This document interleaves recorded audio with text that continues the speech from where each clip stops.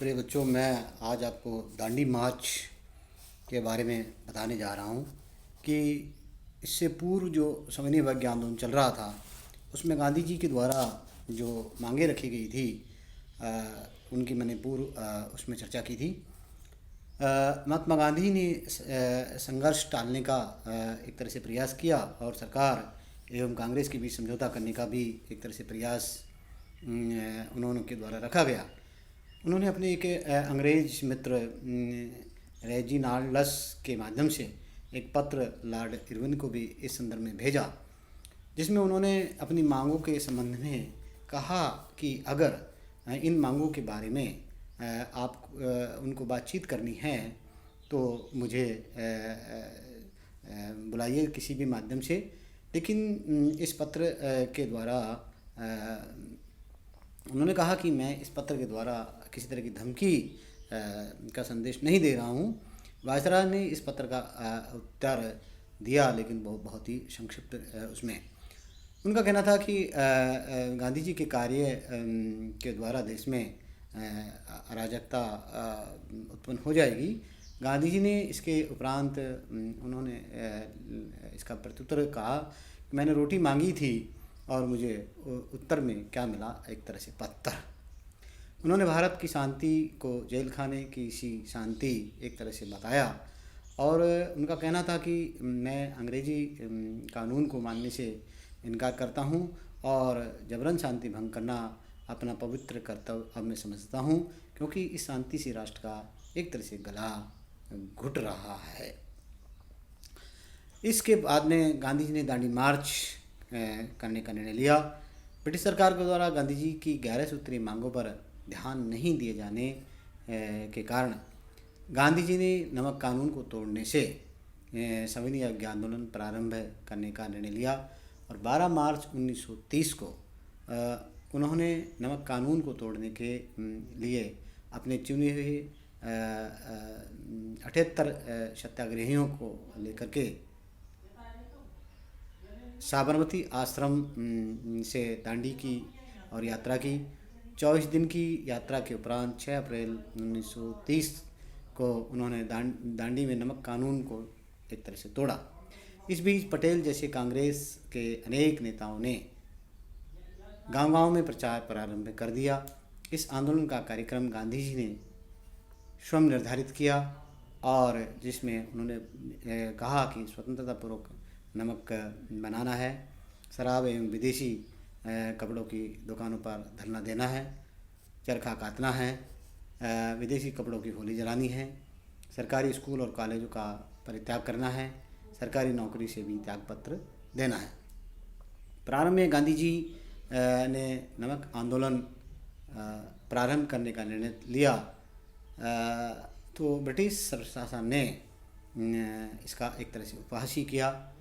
Irwin ने 20 फरवरी 1930 को बैजहुड ban को प्रफुल्लित होकर लिखा कि इस समय नमक आंदोलन की संभावनाएं मुझे रात को जगाए नहीं रखती, किंतु वे कहते हैं कि एक वर्ष के बाद ही इरविन ने गांधी जी के समक्ष यह स्वीकार किया कि नमक को लेकर के एक बहुत अच्छी रणनीति उन्होंने बनाई है।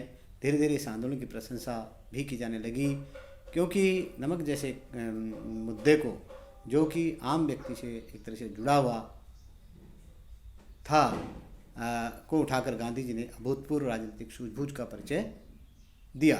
यही कारण था कि आंदोलन शीघ्र ही एक लोकप्रिय आंदोलन बन गया, क्योंकि इस आंदोलन में सामाजिक सुधार, सामाजिक आधार पर फूट डालने की संभावनाएं बहुत कम थी। जिस प्रकार खादी अतिरिक्त आय का एक साधन होती थी, उसी प्रकार किसानों को नमक उत्पादित करने में भी अतिरिक्त आय की संभावनाएं दिखाई दी। यद्यपि ये अतिरिक्त आय मात्रात्मक दृष्टि से अधिक नहीं हो सकती थी, किंतु इससे ग्रामीणों को मनोवैज्ञानिक शक्ति प्राप्त हुई। वस्तुतः गांधी जी का नमक सत्याग्रह अंग्रेजी सत्ता के खिलाफ करोड़ों भारतीयों के विरोध में एक परिचायक मात्र ही था। पुलिस ने ज़ोरदार तरीके से इस आंदोलन का दमन करना एक तरह से प्रारंभ कर दिया। इससे जनता के उत्साह में कोई कमी नहीं आई। अनेक स्थानों पर ब्रिटिश सरकार का शासन एक तरह से समाप्त होने लगा। सरकार की कठिनाइयों से इन क्षेत्रों में शासन स्थापित किया। आंदोलन को दमन करने के लिए सरकार ने बड़े पैमाने पर अध्यादेश भी एक तरह से जारी किए। अनेक स्थानों पर निहत्थे जनसमूहों पर सैकड़ों गोलियां भी दमन के लिए चलाई। 5 मई 1930 को महात्मा गांधी को गिरफ्तार कर लिया। उनकी गिरफ्तारी से इस आंदोलन की तीव्रता और भी अधिक हो गई। गांधी जी के सत्याग्रहियों ने गरसना साल्ट फैक्ट्री के समक्ष त्यागियों को मार मार करके लहूलुहान भी एक तरह से कर दिया। गरसना सत्याग्रह के मुख्य नेताओं में इमाम साहब, जो दक्षिण अफ्रीका में गांधी जी के एक तरह सहयोगी थे, सरोजिनी नायडू, प्यारेलाल गांधी जी के सचिव थे, मणिलाल गांधी जी के पुत्र आदि इसमें एक तरह से सम्मिलित थे। मणिलाल स्वयंसेवकों का नेतृत्व करते हुए नमक के अंग्रेज अफसरों के नेतृत्व में बहुत संख्या में पुलिस खड़ी थी। जब स्वयंसेवक रवाइयों अंग्रेज अफसरों का रवाइयों में होकर के कांटेदार आहतों के पास पहुँचे तो पुलिस ने आदेश दिया कि पीछे हट जाएं, लेकिन उन्होंने आदेश नहीं माना। बेबलेर लिखता है इस में कि एकाएक हुक्म दिया गया तो बीसियों हिंदुस्तानी पुलिस के आगे बढ़ते स्वयंसेवकों पर टूट पड़े और उनके सिरों पर लोहे की मूठ वाली लाठियां भी बरसाई जाने लगी। एक भी स्वयंसेवक ने प्रहार से बचने के लिए हाथ नहीं उठाया।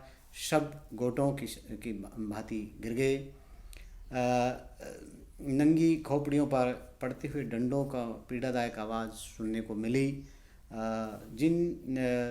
इस प्रकार इतने प्रहार हुए कि ज़मीन पर वो गिर पड़े। कोई अचेत था तो कोई खोपड़ियाँ या कंधे टूटे जाने के से करा रहे थे। जो बचे थे जो के तो खड़े रहे और शांति और धैर्य के साथ तब तक आगे बढ़ते रहे जब तक कि वो गिर नहीं पड़े। नमक के नाम पर चलाए गए इस आंदोलन में मुंबई के तटीय क्षेत्रों में भी चलाया जा सकता था, क्योंकि इन्हीं क्षेत्रों में नमक का व्यापक मात्रा में उत्पादन होता था। देश के अनेक स्वरूपों में मात्र सांकेतिक ही ये था। इसलिए कांग्रेस कार्य समिति ने आंदोलन के कार्यक्रम में कर न अदा करने का कार्यक्रम भी सम्मिलित कर लिया। इस समय कार्य समिति ने कर न अदायगी को भी सविनय अवज्ञा आंदोलन में शामिल किया। विदेशी माल के बहिष्कार, कर न अदायगी आदि कारणों से ब्रिटिश सरकार चिंतित हो उठी। परिणाम स्वरूप जून 1930 को कांग्रेस को अवैध घोषित कर दिया, किंतु इस वक्त तक कांग्रेस का प्रभाव सभी सामाजिक वर्गों पर एक तरह से दिखाई दे रहा था। इस आंदोलन में किसान, श्रमिक, छात्र, महिलाएं, व्यापारी वर्ग आदि सभी सामाजिक वर्ग सम्मिलित हुए थे। इससे आंदोलन का सामाजिक आधार अत्यंत ही व्यापक हो गया। धीरे धीरे यह आंदोलन तेज़ी से देश के अनेक भागों में फैलने लगा। गुजरात के आनंद, बरसात, नदियात, बारदोली आदि क्षेत्रों में कर न अदायगी आंदोलन ने उग्र रूप धारण एक तरह से कर लिया। इस आंदोलन के मुख्य आधार पाटीदार नामक छोटे जमींदार थे। मई जून तक यह आंदोलन ब्रिटिश सरकार के लिए एक सरदर्द सा बन गया था। धन्यवाद।